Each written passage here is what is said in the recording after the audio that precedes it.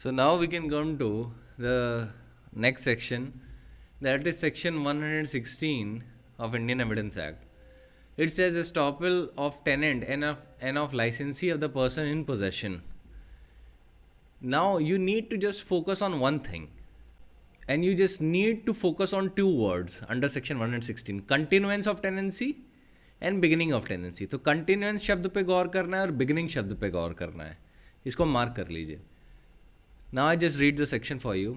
No tenant of immovable property or person claiming through such tenant shall during continuance of tenancy, जब तक tenancy चल रही है, be permitted to deny that the landlord of such tenant had at the beginning of tenancy a title to such immovable property, and no person who came upon any immovable property by a license of the person in possession thereof shall be permitted to deny that such person had a title to such possession at the time when such license was given. तो basically ये कह रहा है कि अगर आप tenant या लाइसेंसी हैं और आपका टेनेंसी और लाइसेंसी का पीरियड अभी भी चल रहा है, लाइसेंस का पीरियड अभी भी चल रहा है, तो ऐसी सिचुएशन में you can't be permitted to deny कि जो लैंडलॉर्ड या लाइसेंसर है जिसकी वजह से आप उस इमूवेबल प्रॉपर्टी की पोजीशन में आए, आप उसका टाइटल डिनाई नहीं कर सकते. You can not deny his title. ठीक है, क्योंकि देखिए ये जो सेक्शन है ये क्या सोच के इनकॉर्पोरेट किया गया है. इसका काउंटर व्यू सोचिए, कितना एब्सर्ड होगा ना कि अगर टेनेंट या लाइसेंसी, पहले तो लाइसेंसर के पास से एक अग्रीमेंट बनाए, फिर उस अग्रीमेंट के बेसिस पे एक इमूवेबल प्रॉपर्टी पे कब्जा करे या उसको यूज़ करे, और उसके बाद जब इमूवेबल प्रॉपर्टी पे बैठ जाए तो फिर कहे तुम्हारे पास तो राइट ही नहीं है इस प्रॉपर्टी को देने का. टेनेंट कहे कि तुम लैंडलॉर्ड नहीं हो, लाइसेंसी कहे कि तुम लाइसेंसर नहीं हो. और ये बहुत ही एब्सर्ड व्यू पॉइंट हो जाएगा, क्योंकि अगर उसके पास टाइटल नहीं है, अगर लेट अस सपोज लैंडलॉर्ड या लाइसेंसर के पास टाइटल नहीं है, then why did the tenant or the licensee apply to him in order to have the possession of such immovable property? है ना? So this is why there is an estoppel under section 116 which relates to tenant of immovable property and which also applies to the licensee of the immovable property. कि इन लोगों ने जिसके through possession claim की है उसका title वो deny नहीं कर सकते. They can not deny their title because it would be very inequitable and would be absurd to do so. So to put it simply, the rule of estoppel embodied under section 116 of the Indian evidence Act is that a tenant who has been let into the possession cannot deny the landlord's title however defective it may be, so long as he has not openly restored the possession by surrender to his landlord. During continuance of tenancy you cannot deny the title of the landlord. ठीक है, इसको ध्यान रखिएगा. अब दो Riders इस पे हैं. जो डिनायल ऑफ टाइटल है वो कौन से पीरियड के लिए अप्लाई करता है? वो उस पीरियड के लिए अप्लाई करता है when the tenant is continuing in tenancy. तो अगर टेनेंसी टर्मिनेट हो जाती है और टेनेंट ने अपना लैंड जो पोजीशन में रखा था रिस्टोर कर दिया है लैंडलॉर्ड को जिससे उसने पोजीशन ली थी, उसके बाद वो डिनाई कर सकता है. पर as long as he is in a tenancy and is not given the position back, he can not deny the title of the landlord. Similarly एक और चीज पे जो आपको ध्यान देना है सेक्शन 116 में, कि जो डिनायल ऑफ टाइटल है वो बिगिनिंग ऑफ टेनेंसी का है, जब टेनेंसी शुरू हुई थी. ठीक है, तो इसका क्या मतलब हुआ? इसका मतलब है कि आप ये तो नहीं कह सकते कि लैंडलॉर्ड के पास at the beginning of tenancy title नहीं था, पर आप ये कह सकते हैं कि शुरुआत में लैंडलॉर्ड के पास टाइटल था, लेकिन आफ्टर द कोर्स ऑफ 4 और 5 ईयर्स या कितने भी टर्म के बाद लैंडलॉर्ड का टाइटल अब एक्सपायर कर गया. दिस इज अलाउएबल, क्योंकि आपके ऊपर एस्टॉपल लगता है only for the period of beginning of tenancy, जहां पे लैंडलॉर्ड से आपने ओरिजिनली वो रखा हो अग्रीमेंट जिसके थ्रू आप पोजेशन ले रहे हैं प्रॉपर्टी का. तो during continuance of tenancy you can not deny the title of the landlord, and in what terms? That the landlord at the beginning of tenancy did not have appropriate title. You cannot use this claim. You cannot use the claim during your tenancy and say that the landlord at the beginning of the tenancy agreement did not have a title. ठीक है, ये आप नहीं कह सकते. But you can say that yes, at the beginning he had title, but after a while his title expired and there is some other person who has the title of such property. So remember, estoppel under 116 of the Indian Evidence Act is restricted to the denial of the title at the commencement of the tenancy. And once we take into account this exception, it follows that it is open to the tenant even without surrendering the possession to show that since the date of tenancy, the title of the landlord has come to an end, or he was evicted by a paramount title holder, or that under a threat of eviction he is attorned to the paramount title holder. Paramount title holder वो होता है कि वो जो original landlords है उससे ऊपर का टाइटल उसके पास है, Paramount highest level of title है उसके पास. तो मान लीजिए ऐसा है कि ओरिजिनली ए ने बी को टेनेंट रखा, ठीक है. अब बी जो है during continuance of his tenancy can not say that the landlord at the beginning of tenancy had no title, ये नहीं कह सकता वो. लेकिन मान लीजिए कि ए ने वो प्रॉपर्टी बाद में मुझको बेच दी, ठीक है. ना I am the owner of that property और मैंने ए को एज एन एजेंट रख लिया है, ठीक है. मैंने ए को एज ए एजेंट रख लिया है कि आप रेंट रिकवर करते रहना, पर अब प्रॉपर्टी तो अब मेरी है. अब ऐसी सिचुएशन में टेनेंट को भी ये बात पता लगेगी, है ना, क्योंकि फिर टेनेंसी एग्रीमेंट में थोड़ी बहुत चीज़ें होती हैं. अब मान लीजिए लैंडलॉर्ड को फाउल प्ले करने का मन करे, वो यही सोचे कि मैं ही प्रिटेंड करूँगा, मैं ही लैंडलॉर्ड हूँ और टेनेंट को मैं एविक्ट करा दूंगा. सोचिए, मान लीजिए किसी सिचुएशन के कारण वो एविक्ट कराना चाहता है. अब ऐसे में टेनेंट बोल सकता है कि देखिए आपके पास ओरिजिनली टाइटल था, ठीक है, लेकिन अब आपने प्रॉपर्टी क्योंकि बेच दी है तो अब पैरामाउंट टाइटल होल्डर से मैंने अटॉर्न कर लिया है and now he is the authority, you are not the authority and you can not evict me. ठीक है, तो ये एस्टॉपेल का एक्सेप्शन है जो सेक्शन 116 में. आपको 116 से मोस्ट प्रोबेबली सवाल नहीं आएगा एक्सेप्ट इन डीजेस. तो दिल्ली जुडिशियल सर्विस में एक चीज का ध्यान रखिएगा, आपको दो शब्दों पे गौर करना है, beginning of tenancy and continuance of tenancy. ये दो शब्दों का ध्यान रखना है, कंटिन्यूएंस और बिगिनिंग. इन पे अगर आप क्लैरिटी रखते हैं तो 116 का एप्लीकेशन कभी भी गलत नहीं हो सकता. आपको इसके एप्लीकेशन पे ध्यान देना है कि कहाँ पे और किस हद तक अप्लाई करता है. वैसे ही in material circumstances it would also apply on the matter of license as well. ठीक है, लाइसेंस के भी मैटर्स पे वो भी वैसे ही अप्लाई करेगा. अब सेक्शन 117 क्या कहता है? Estoppel of acceptor of bill of exchange, bailee और licensee. No acceptor of bill of exchange shall be permitted to deny that the drawer had authority to draw such bill or endorse it, nor shall any bailee or licensee be permitted to deny that his bailor or licensor had, at the time when the bailment or license commenced, authority to make such bailment or grant such license. Explanation 1. The acceptor of bill of exchange may deny that bill was really drawn by the person by whom it purports to have been drawn. And explanation 2.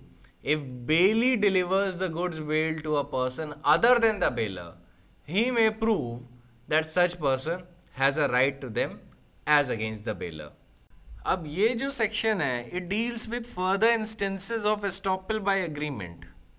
However, always remember that section 115, 116 and 17 are not exhaustive as to the matters of estoppel. और भी बहुत जगह आपको बहुत सारे statutes में estoppel मिल जाएंगे. Negotiable instrument act में आपको बहुत जगह एस्टॉपल मिलेगा. So under this section an acceptor of bill of exchange can not deny that the drawer had an authority to draw a bill और endorse it, but he may deny that the bill was really drawn by the person by whom it was purported to be drawn. मतलब आप authority to draw the bill challenge नहीं कर सकते, but you can challenge the identity of the person who has drawn such bill. ठीक है, इसका ध्यान रखिएगा, इसमें कुछ ज़्यादा कॉम्प्लेक्स नहीं है, बस आपको बस ध्यान रखना है क्या चीज़ किधर है. A bailee or a licensee cannot deny that his bailer or licensor had at the commencement of bailment or license the authority to make the bailment or grant such license.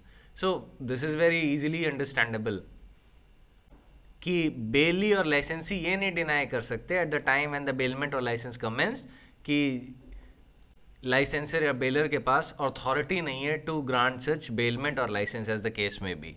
ठीक है. However, if a bailee delivers the goods bailed to a third person, he may prove that such person has a right to them as against bailer in accordance with explanation 2.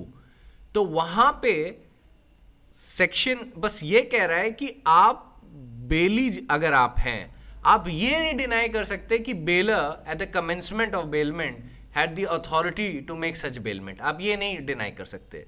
लेकिन अगर आपने goods जो हैं किसी और person को deliver कर दिए, बेल्ड गुड्स किसी और पर्सन को डिलीवर कर दिए, then it is permissible for you to prove that such third person has a right against them in relation to bailor. मतलब वो जो थर्ड पर्सन है जिसको आपने गुड्स बेल किए, उसके पास ये पावर है और अथॉरिटी है, and this power and authority is to be exercised against the original bailor through whom you have obtained such bailed goods. ठीक है, इसमें बस इतना ही है. Now we come to section 118. It says all persons shall be competent to testify unless the court considers that they are prevented from understanding the questions put to them or from giving rational answers as to them by tender years, extreme old age, disease, whether of body, mind or other cause of the same kind. Explanation. A lunatic is not incompetent to testify unless he is prevented by his lunacy from understanding the questions put to him and giving rational answers to them. अब इस section के context में जितने भी witnesses होते हैं हमने पहले ही डील कर लिए थे अपने start of the preliminary lecture में ही. जब हमने एविडेंस की शुरुआत की थी तो जहाँ जहाँ भी अलग अलग टाइप के विटनेसेस थे, अलग अलग टाइप के सिचुएशंस थी जहाँ पे विटनेसेस टेस्टिमनी देते थे, उस चीज़ों को हम लोग ऑलरेडी डील कर चुके हैं प्रिलिमिनरी लेक्चर में. तो सेक्शन 118 पे डिस्कशन हमारा काफ़ी शॉर्ट होगा क्योंकि हम लोग ने ऑलरेडी कंप्लीट कर लिया है. तो देखिए सेक्शन 118 का प्रिंसिपल बड़ा सिंपल सा है. हर वो पर्सन टेस्टिफाई कर सकता है who is capable of understanding the questions put to them and he can give rational answers to such questions. अगर वो क्वेश्चन समझ सकता है और उसका आंसर दे सकता है, रैशनल आंसर दे सकता है, in that situation he is competent to testify. अब जो सेक्शन है वो नेगेटिव लैंग्वेज में काउच हुआ है और मैं आपको पॉजिटिव लैंग्वेज में बता रहा हूँ. नेगेटिव लैंग्वेज में इसलिए काउच हुआ है क्योंकि कहता है all persons are competent to testify unless. अब यहाँ पे ये बताता है कि तब नहीं दे सकते when the court considers that they are prevented from understanding the questions put to them or giving rational answers to those questions by tender years. मतलब बहुत यंग हैं, छोटे हैं, 5 साल के हैं, 6 साल के हैं, extreme old age, disease, whether of body, mind or other cause of the same kind. इसी को दूसरी तरीके से बोलने का तरीका ये है कि अगर कोई भी व्यक्ति क्वेश्चन समझ सकता है और उसका रैशनल आंसर दे सकता है, then he is competent to testify inside the courtroom. ठीक है. अब देखिए एक टॉपिक जो रह गया था उस वक्त वो था चाइल्ड विटनेस के टेस्टिमनी का, और वो थोड़ा इम्पॉर्टेंट है. तो the testimony of the child witness can B easily summarized as thus. The law relating to testimony of the child witness can be easily summarized as thus that the deposition of the child witness may require corroboration, but in case his deposition inspires confidence of the court and there is no embellishment or improvement therein, the court may rely upon his evidence. The evidence of the child witness must be evaluated more carefully with greater circumspection because he is susceptible to tutoring. Only in the case where there is evidence on record to show that the child has been tutored, the court can reject his statement partly or fully. However, an inference as to whether the child has been tutored or not can be drawn from the contents of his deposition. In case where the child's testimony is contradicting itself, the court is right in its jurisdiction to draw inference that the child might have been tutored. अब इस point पे बहुत सारे case हैं, ठीक है, they are numerous cases on this, और सारी चीज़ें एक ही बात रिटरेट करेंगे. अच्छा, होता क्या है आपको प्रैक्टिकली बताता हूँ. जब चाइल्ड विटनेस की टेस्टिमनी रिकॉर्ड की जा रही होती है तो ऑर्डिनरली जज को क्या करना होता है, द जज has to ask some preliminary questions to the child. थोड़े प्रिलिमिनरी सवाल जवाब करता है in order to just confirm कि जो बच्चा है क्या वो समझ पा रहा है कि उससे क्या बोला जा रहा है.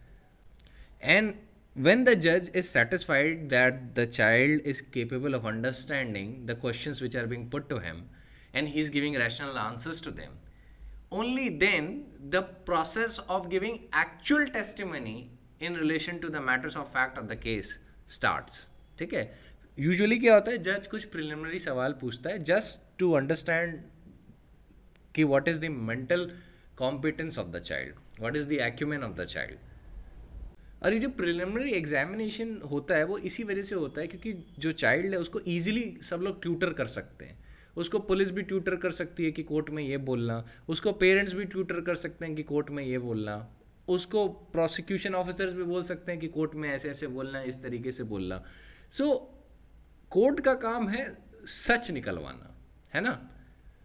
और ऐसे में कोर्ट को ये भी देखना होता है कि is a child is capable to discern between right and wrong, is he capable of understanding the matters and facts of the case, is he capable of understanding as to what he is डिपोजिंग.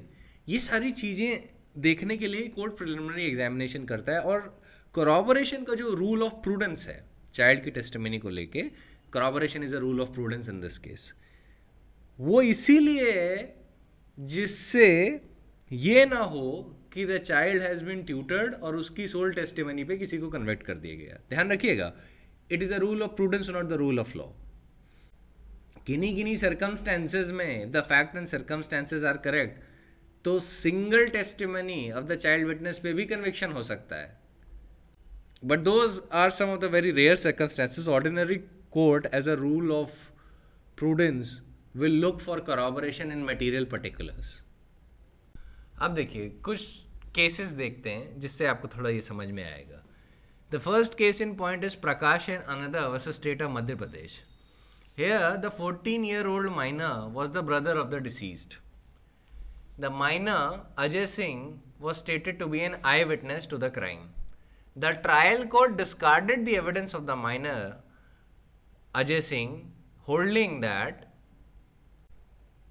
such child was influenced by the fact that he was of tender age and that he was likely to be tutored. Trial court ने mechanically child witness की testimony को इसी बात पर reject कर दिया क्योंकि he was of tender age and was likely to be tutored. Supreme court ने इस कंटेंशन को बिल्कुल भी एक्सेप्ट नहीं किया. सुप्रीम कोर्ट ने बोला, we do not think that the boy of about 14 years of age can not give a proper account of the murder of his brother if he has occasion to witness the same, and simply because he was a boy of 14 years it would be not be proper to assume that he is likely to be tutored. तो tutoring का जो point है ये या तो fact से arise करना चाहिए या एविडेंस से अराइज करना चाहिए, या द जज should have strong reasons to draw an inference that the child has been tutored. ऐसे केस में अगर चाइल्ड की टेस्टिमनी मान लीजिए इनहेरेंटली कॉन्ट्राडिक्टरी है तो ऐसी जगह पे कोर्ट ऐसे कंक्लूजन ड्रॉ कर सकता है. लेकिन जहाँ पे the child is very straightforward, उसका एविडेंस स्टर्लिंग कैरेक्टर का है, इन दो situations the testimony of the child witness can be safely relied upon. देखिए, mere fact that a child is a minor is not a ground to reject his testimony. The ground for rejecting the testimony is if he is incompetent to understand the questions put to him or giving rational answers to them. This is a ground to reject the testimony. The ground of rejection is not merely based on the minority of a person, but it is based on competence of the person, the mental competence of the person. अब एक case बताता हूँ, Ratan Singh Dalsukhlal Nayak versus state of Gujarat. Here, the child was an eyewitness to the murder, and relying on the testimony of the child witness, the trial court convicted the accused persons under 302 of the IPC and accordingly sentenced them. Now, the matter went to the Supreme Court in an appeal. An appellant placed reliance on some of the judgments of the Supreme Court and contended that where court finds traces of tutoring, corroboration is a must before evidence of the child witness could be acted upon, which is very correct. ये contention एकदम सही है. Supreme Court referred to the judgments and authorities and said, a child witness, if found competent to dispose to the facts and reliable one, such evidence could be the basis of conviction. A child witness, if he is competent to dispose on facts and is reliable, then such evidence could form the basis of conviction. Section 118 of the Evidence Act provides that such child witness is able to understand the questions and able to give rational answers thereof. The evidence of a child witness and credibility thereof would depend upon the circumstances of each case. The only precaution which the court should bear in mind while assessing the evidence of child witness is that the child witness must be a reliable one and that his or her demeanor must be like any other competent witness and there is no likelihood of him being tutored. Then the Supreme Court continued and said, the decision on the question whether the child witness has sufficient intelligence primarily rests with the trial judge. तभी trial judge की बहुत बड़ी duty हो जाती है to ask preliminary questions to the child in order to judge his or her acumen.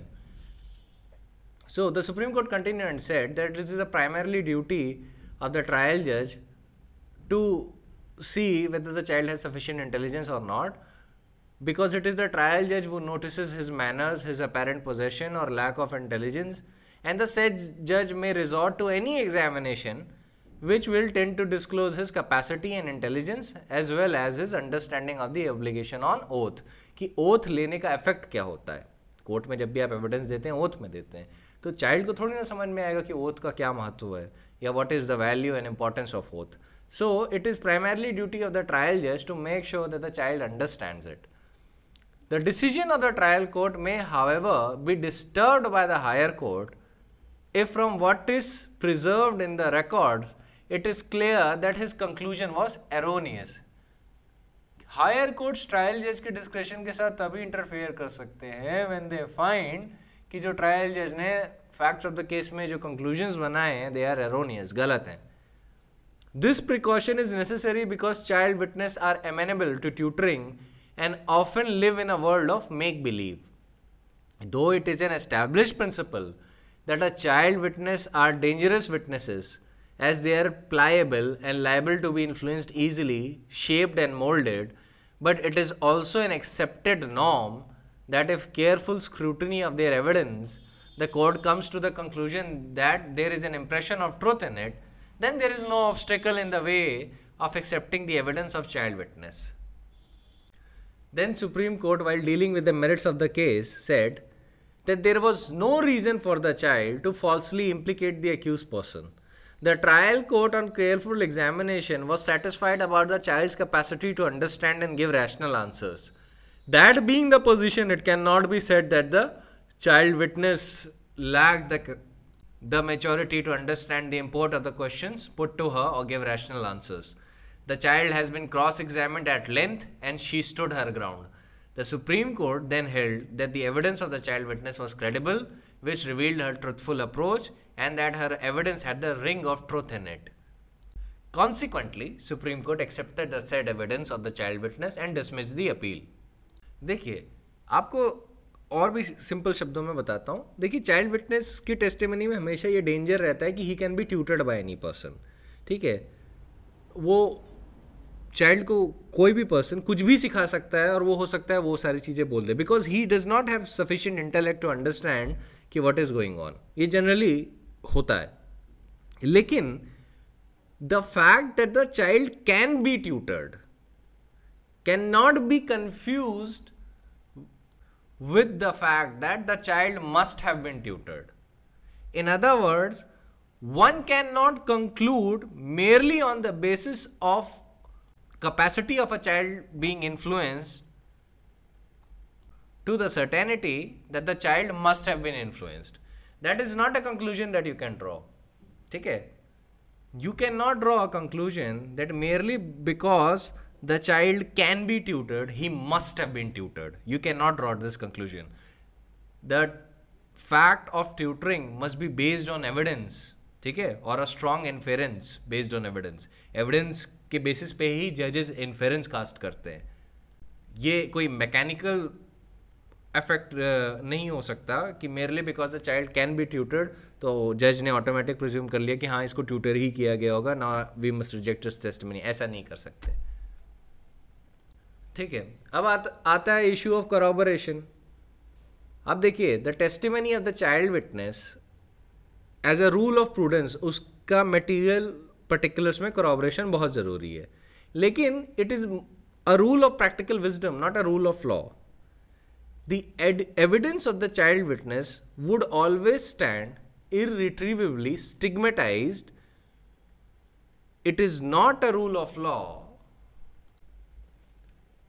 It must be emphasized upon that it is not a rule of law that merely because a witness is a child witness, his testimony would always stand irretrievably stigmatized merely because he is a child. That is not a rule of law. And consequently, on the very basis, it cannot be concluded that his evidence shall be rejected, even if it is found reliable. The law is actually, the rule of law is that the evidence of the child witness must be evaluated more carefully and with greater circumspection, because the child is susceptible to be swayed by what others tell him. And thus, a child witness is easy prey to tutoring. So, on one side, you have a conclusion that the child witness testimony must be carefully evaluated with greater circumspection, because there is an inherent danger in the testimony of the child that the child might have been tutored. That is why you look for corroboration in material particulars. However, the opposite view is not true. You cannot take a view that merely because a child is a child, hence his evidence cannot be relied upon because it is inherently frail. The Evidence Act makes no such distinction. The Evidence Act section 118 simply tells you in very simple words that if a person is capable of understanding questions put to him and he is capable of giving rational answers to him, he is a competent witness. In very simple words. ठीक है? So the wisdom is this, that ordinarily you look for corroboration in material particulars of the testimony of the child witness as you would do so in case of any other witness. Similarly, you examine the testimony of the child witness with greater circumspection and a greater sense of scrutiny, because there is an inherent risk in the testimony of the child witness that he might be an easy prey to tutoring. Okay? However, if after this exercise you as a trial judge come to a conclusion that the testimony of the child witness is of a sterling character, it can be relied upon, there are no inherent frailties or contradictions within the testimony of the child witness, or it has been corroborated by other material particulars or other evidences, then in that situation it is very, very safe for you to rely upon the testimony of the child witness. And primarily that would be the duty of the trial judge, to examine the competence of the child, the mental acumen of the child, and to judge whether the child has sufficient intelligence or not. And for that purpose, the trial judge asks preliminary questions, or he may indulge in other exercises in order to judge the competency of the child. But let me just tell you one more thing, that even if trial judge does not hold such preliminary examination as is mandated, that would not ipso facto would defeat the testimony of the child. ठीक है? अगर जज से गलती से मान लीजिए उसने प्रिलिमिनरी एग्जामिनेशन नहीं किया जो उसको करना चाहिए, लेकिन रिकॉर्ड से दिख रहा है the child is of a competent mind, he is capable of understanding question, he is capable of giving rational answers to them, he has suffered cross examination at length, his testimony is also corroborated by other evidences. In those situations, even though the preliminary examination is not done, even then the testimony of the child witness would not be affected. ठीक है, इसका ध्यान रखिएगा. So what are the essential circumstances or the essential elements that you need to mention in the testimony of the child witness?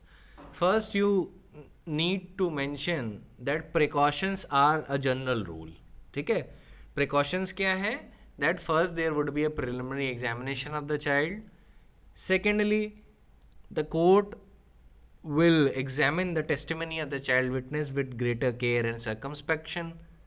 Thirdly, since there is an inherent danger in the testimony of the child witness that he may be susceptible to tutoring, then in those cases, it is incumbent upon the trial judge to satisfy himself that there has been no tutoring in that case. Then you can mention that as a rule of prudence, corroboration is required of the testimony of the child witness. Then you can mention that the law is this, that the testimony of the child witness can be relied upon if on the facts of the case it has been categorically established that the child has not been tutored and that his testimony is of a sterling character. Then it is very fairly easily for the trial judge to rely upon it. Then it is the duty of the trial judge to judge the intelligence and the competency of the mind of the child. It is duty of the trial judge to ensure that, and for that purpose he may ask some preliminary questions to the child just to ensure that is the child capable of understanding questions and giving rational answers to them.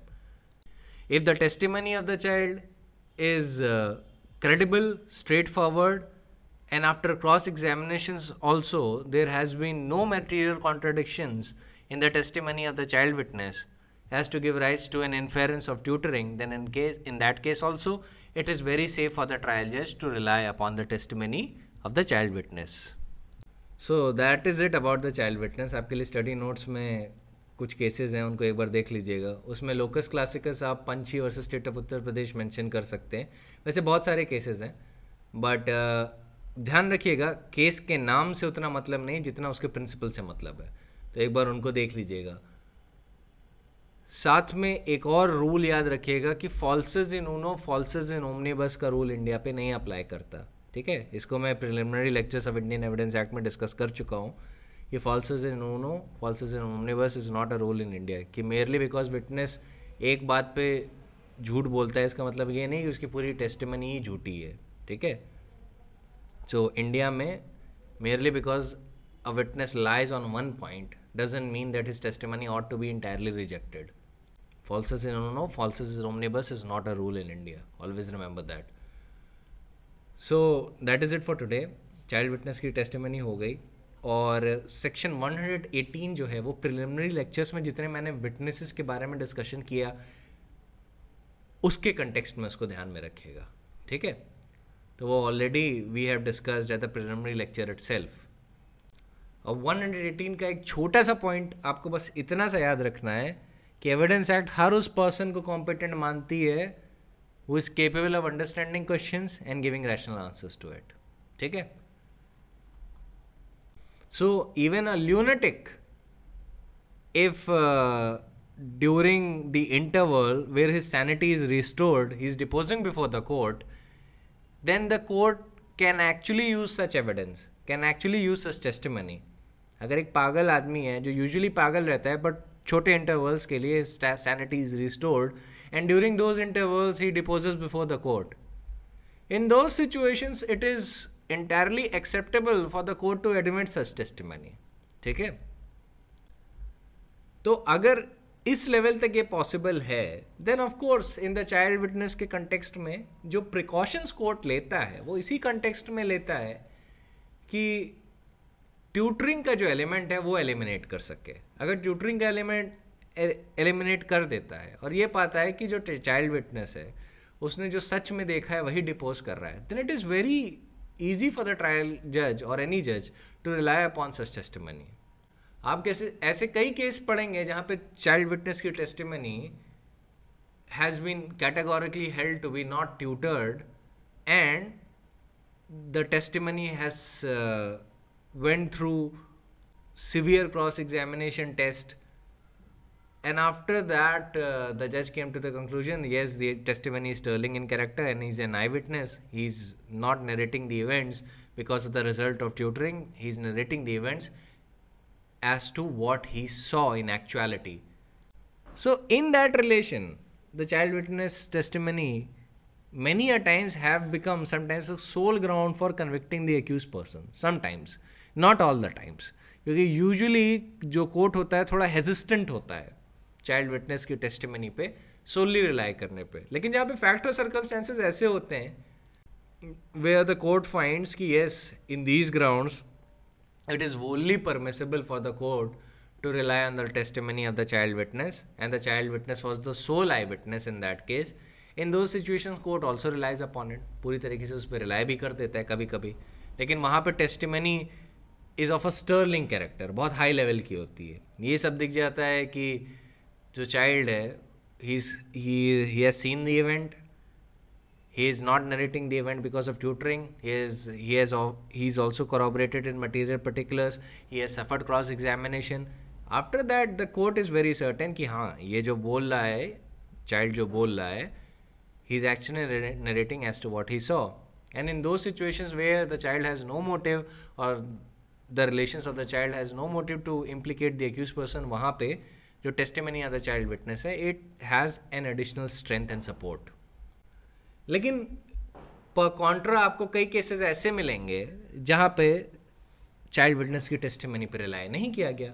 तो उनके fact और circumstances में आपको क्या दिखेगा कि जो child witness था वो उसकी जो टेस्टिमनी थी वो इनहेरेंटली जो थी कॉन्ट्राडिक्टरी थी, या कोर्ट के सामने आ गया the child has been tutored by the police officers या tutored by the parents to falsely implicate the accused, या एविडेंस पे ये आ गया कि अक्यूज्ड की फैमिली और जो विक्टिम की फैमिली है इनके बीच में पुरानी रंजिश थी, and evidence is establish that the child was tutored by the parents. या कभी कभी ये एविडेंस पे आ जाता है कि it was impossible for the child witness to actually see the event because the child was not present at the spot at all. तो ये जब सारी चीज़ें आ जाती हैं जो फैक्ट एंड सर्कमस्टेंसेस पे आती हैं, only in those situations the testimony of the child witness is not relied upon. जब वहाँ पे inherent contradiction होती हैं. And to be frank, ये पॉइंट सिर्फ चाइल्ड विटनेस पे ही थोड़ी ना अप्लाई करता है, ये तो किसी भी विटनेस पे अप्लाई करेगा. अगर मैं कोर्ट में जाकर टेस्टिमनी दूं और कोर्ट को ये पता चल जाए कि I am not an eye witness, I have been tutored, तो कोर्ट मेरी भी टेस्टिमनी पे नहीं रिलाई करेगा ना. सो जो सेफ गार्ड्स हैं लॉ में with regard to accepting the child witness, आप देखेंगे कि किसी ना किसी तरीके से वो बाकी विटनेसेस पे भी अप्लाई करते हैं.